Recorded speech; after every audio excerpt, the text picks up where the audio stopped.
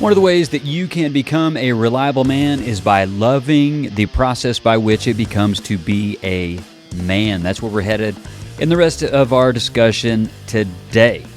So, I don't know about you, but I look around the sports world and it is on fire right now with trades, rumors of trades, and the frustrating echo of contract negotiations. It's kind of like no one likes to listen to arguments back and forth between millionaires and billionaires, especially those of us who are thousandaires. We don't really like that. There's teams jockeying for potential, filling gaps with raw or developed talent. And just the drama that is unfolding with all the trades and draft picks and free agency becoming just brings about enormous contracts, and the fair market value goes up and up and up. And here's another example. My Miami Dolphins just signed a huge contract with ex-Kansas City Chief, sorry Chiefs fans, with ex-Kansas City Chief Tyreek Hill, a.k.a. the fastest man in the NFL. I'm pretty stoked about that. That's a pretty big acquisition for us, suffering Miami Dolphins fan. This is a big deal. What concerns me about all of that is this. Sure, Tyreek just signed a great contract. It's great for him. It will hopefully bring about some positive results for the Dolphins. However, what if Tyreek just coasts after signing this big contract? What if he just lets this go to his head? What if he revels in all that South Beach has to offer and he stops being a high-producing wide receiver? You see, unfortunately, what we've seen in the sports world is this, and it's something that happens also with men today. Being a high-paid professional can be synonymous with being a coasting athlete. For an avid sports fan like me, it's so frustrating. Because what tends to happen is once this big contract comes in and they make all this money, then they just rest for the next several years until they have another contract that is due. So then they try really hard and they work really hard to get that contract back into coasting. What if Tyreek does this? I hope he doesn't, but what if he does? You see, again, being a high-paid professional can be synonymous with being a coasting athlete, and coasting athletes get comfortable because of the money they make and because of the status they have.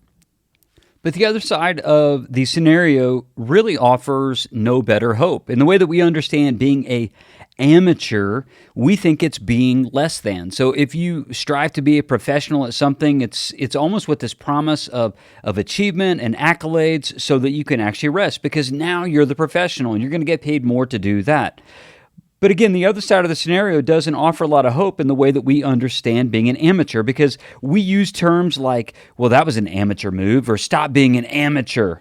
And when did the word amateur become a slur against someone's status? You probably haven't asked that question until just now, but there's been a switch that's happened. You may be surprised to find out that the word amateur is actually derived from something that does not mean unprofessional. The French word amateur is someone who loves what they do. So, wait a minute, wait, stop here for a second. So, this means that an amateur can have a love for fitness, gardening, surfing, grilling, playing basketball, fatherhood, writing, learning, training, ... or just about anything else. Well, how does this translate into manhood? If you were to take the posture of an amateur, it's saying this, and it's living into this reality. I am not going to rest on what I've done. I'm not going to rest on my achievement nor my accolade. Instead, I want to embrace what I am doing as a man. I want to love what I'm doing that's helping me to become a better man. We're all prone to be hypocritical and to compare ourselves with lesser men to make us look better, or to be impressed with our own gifting or our own appearance or our own achievements or accolades. We just are. We say things like this, maybe not out loud, but in our mind, and we act out of this kind of belief in our mind. We say things and believe things like this. Well, a way of letting us off the hook from actually trying harder. We say things like, well, I'm in better shape than fill in the blank. Well, I'm a better dad than fill in the blank. Well, I'm smarter than fill in the blank. Or we say things like, well, as long as I give her enough money, she'll be happy. Or, well, the kids will be fine. I can go do this thing, and I know it seems a little selfish, but the kids will be fine. I can just go do my thing, and they'll be fine. Or we can do this when it comes to our morals. We just have a posture that says, well, compared to them, I'm a saint, whoever them actually is.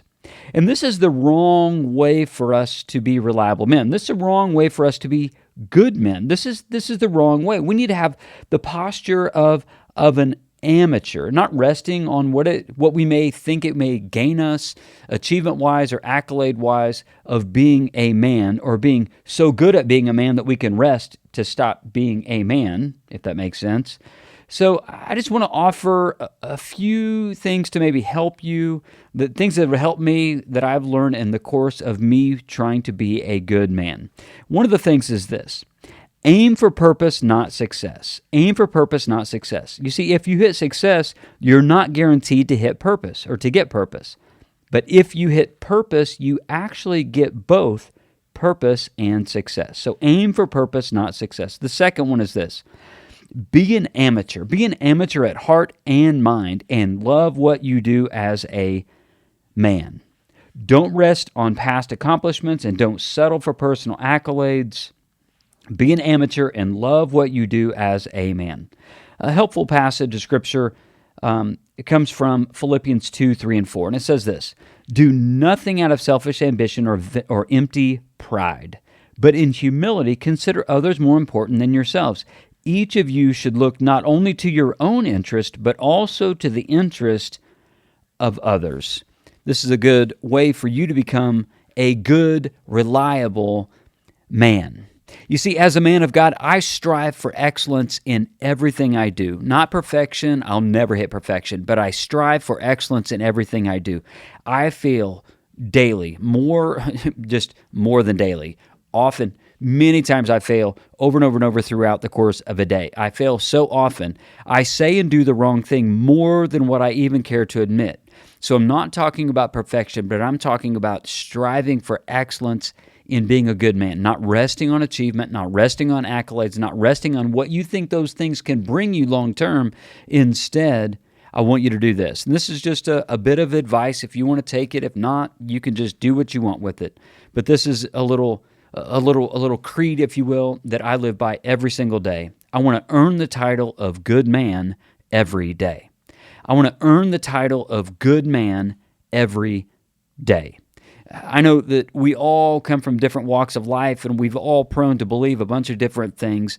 And I think there's one quote that I'd like to just offer up, a way that kind of brings us all together. It doesn't matter where you are. I think this quote brings us all together. And this comes from Darren Patrick, from a book called The Dude's Guide to Manhood. Interesting book, helpful book. Read it many years ago.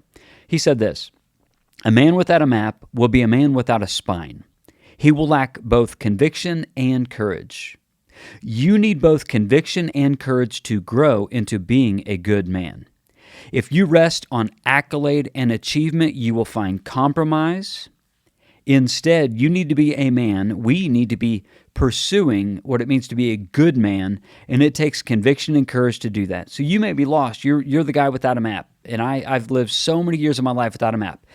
We here at Men of Iron, we believe that there is a map. You can kind of choose where you are on this journey, but we believe that if you're going to grow into being a good man, a good, reliable man, it's this. There's going to be a faith element. There's going to be a fitness element. There's going to be a financial element. There's going to be a family element. There's going to be a friendship element. And if you want to be a good man, there's always growth required.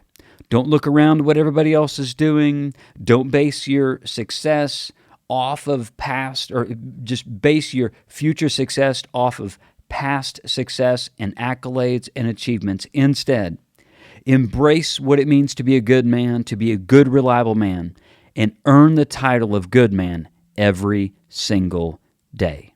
And if you choose to do that, rest assured, there's always growth required.